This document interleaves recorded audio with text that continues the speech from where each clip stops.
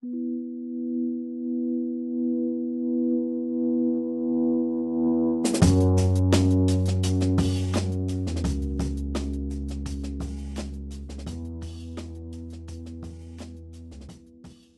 I got invited to come along to Bioblitz, and it's just been an opportunity too good to pass up, because the Tarkine's a fantastic area, but very underdocumented, particularly in terms of small animals like invertebrates.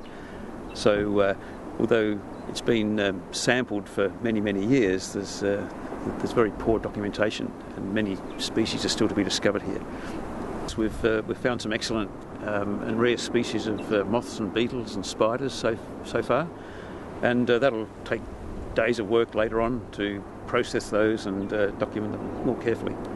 So it brings together the skills of some specialists in particular animal and plant groups, along with interested amateurs and families and conservationists, and just collectively they can do a lot of great work. Its protected status is very much dependent upon the natural values that the area has, and it's important to document that carefully, and so that involves lots of collections and identifying species and mapping their distributions and making judgments about their rarity and to what extent they're dependent on this particular site.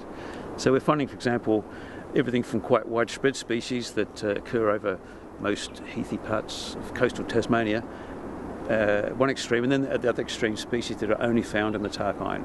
And certainly we've been finding species that are not yet named, not scientifically in the literature, so they'll be eventually named.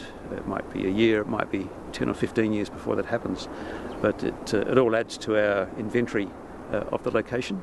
And one thing about Tasmania is that it's highly diverse geographically as well, so as you move even a matter of a few kilometres around the Tasmanian landscape, the community of species changes correspondingly, so it's a remarkably diverse island, Tasmania.